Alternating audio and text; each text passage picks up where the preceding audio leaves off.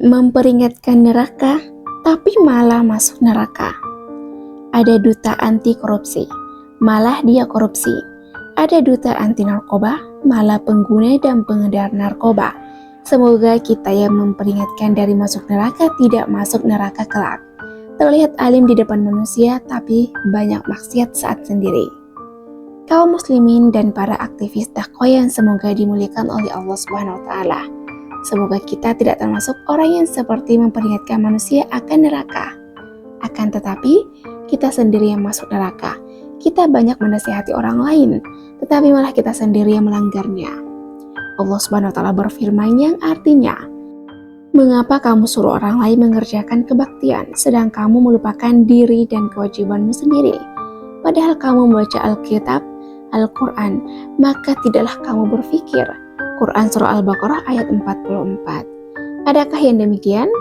Jawabannya ada, sebagaimana hadis tentang orang yang selalu melakukan amal ahli surga, tetapi di akhir hayatnya justru ia masuk neraka dengan su'ul khotimah.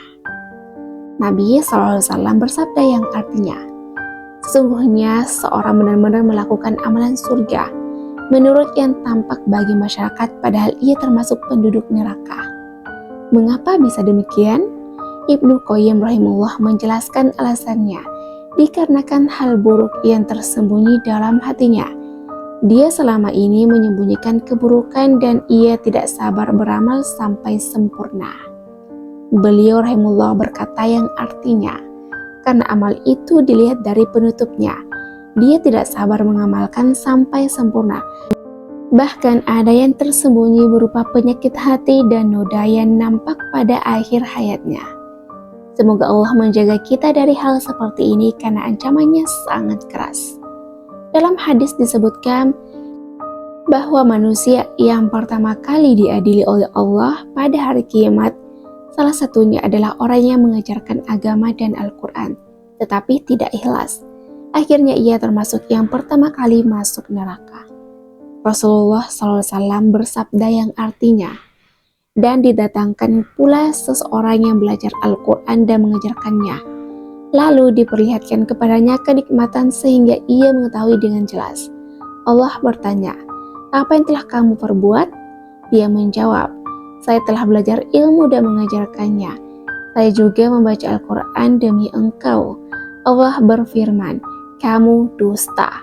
Akan tetapi kamu belajar ilmu dan mengajarkannya serta membaca Al-Quran agar dikatakan seorang yang mahir dalam membaca. Dan kini kamu telah dikatakan seperti itu. Kemudian diperintahkan kepadanya supaya dia dicampakkan dan dilemparkan ke dalam neraka. Hadis riwayat Muslim. Ada beberapa sebab mengapa hal ini bisa terjadi. Akan kami sebutkan beberapa saja. Dan semoga Allah menjaga kita semua dari hal yang seperti ini. Beberapa sebabnya antara lain sebagai berikut. Yang pertama, berdakwah tanpa ilmu. Berdakwah tanpa ilmu sangat berbahaya karena mendahului Allah dan Rasulnya. Allah berfirman yang artinya, hai orang-orang yang beriman, janganlah kamu mendahului Allah dan Rasulnya dan bertakwalah kepada Allah. Sesungguhnya Allah Maha mendengar lagi Maha mengetahui. Quran Surah Al-Hujurat ayat 1. Sebagian ulama menjelaskan bahwa ada dosa yang lebih besar dari dosa kesyirikan, yaitu berkata-kata atas nama Allah tanpa ilmu. Hal ini didasarkan pada firman Allah SWT yang artinya, katakanlah, Rabbmu hanya mengharamkan 1. Perbuatan yang keji, baik yang nampak ataupun yang tersembunyi. 2. Perbuatan dosa, melanggar hak manusia tanpa alasan yang benar. 3. Mempersekutukan Allah dengan sesuatu yang Allah tidak menurunkan hujjah untuk itu dan mengharamkannya. 4. Mengada-ngadakan terhadap Allah yang apa yang tidak kamu ketahui, berbicara tentang Allah tanpa ilmu. Quran Surah Al-A'raf ayat 33. Mengapa dosanya di atas dosa syirik? Karena dosa syirik sumbernya adalah berkata-kata atas nama Allah tanpa ilmu. Ibnu Qayyim rahimahullah berkata menjelaskan ayat ini yang artinya, Allah mengurutkan keharaman menjadi 4 tingkatan. Allah memulai dengan menyebutkan tingkatan dosa yang lebih ringan, yaitu perbuatan keji. Kemudian Allah menyebutkan keharaman yang lebih dari itu, yaitu melanggar hak manusia tanpa jalan yang benar. Kemudian Allah beralih lagi menyebutkan dosa yang lebih besar lagi, yaitu berbuat syirik kepada Allah.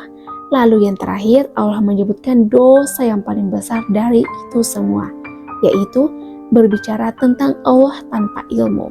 Larangan berbicara tentang Allah tanpa ilmu ini mencangkup berbicara tentang nama dan sifat Allah, perbuatannya, agama, dan syariatnya. Kedua, tidak ikhlas dan menginginkan dunia. Sebagaimana hadis yang kita bawakan sebelumnya, ia menjadi orang pertama yang dicampakkan ke dalam neraka karena tidak ikhlas kepada Allah. Rasa ikhlas harus senantiasa kita perhatikan. Sufyan Ats-Tsauri rahimahullah mengatakan yang artinya, tidakkah aku berusaha untuk mengobati sesuatu yang lebih berat daripada meluruskan niatku? Karena niat itu senantiasa berbolak-balik. Ketiga, ingin ketenaran dan pujian manusia.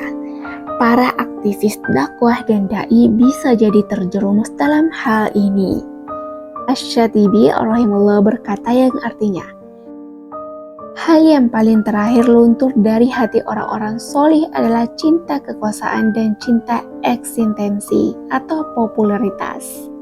Keempat, banyak maksiat tatkala sendiri. Nabi SAW bersabda yang artinya, sesungguhnya mereka adalah saudara kalian dan dari golongan kalian. Mereka sholat malam sebagaimana kalian, akan tetapi mereka adalah kaum yang jika bersendirian mereka menerjang hal yang diharapkan Allah Subhanahu wa Ta'ala. Hadis riwayat Ibnu Majah. Semoga Allah menjaga ketakwaan kita di saat sendiri. Tidak lupa juga kita memperbanyak melakukan amal kebaikan saat sendiri, seperti sedekah sembunyi-sembunyi, sholat sunnah, sholat malam, dan lain-lainnya.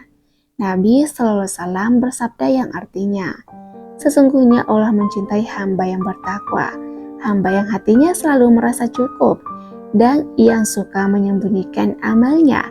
Hadis riwayat Muslim. Beliau SAW juga bersabda, barang siapa yang di antara kalian mampu untuk memiliki amal soleh yang tersembunyi, maka lakukanlah. Seorang ulama, Salamah bin Dinar rahimahullah berkata yang artinya, sembunyikanlah kebaikan-kebaikanmu sebagaimana engkau menyembunyikan keburukan-keburukanmu. Demikianlah, semoga bermanfaat.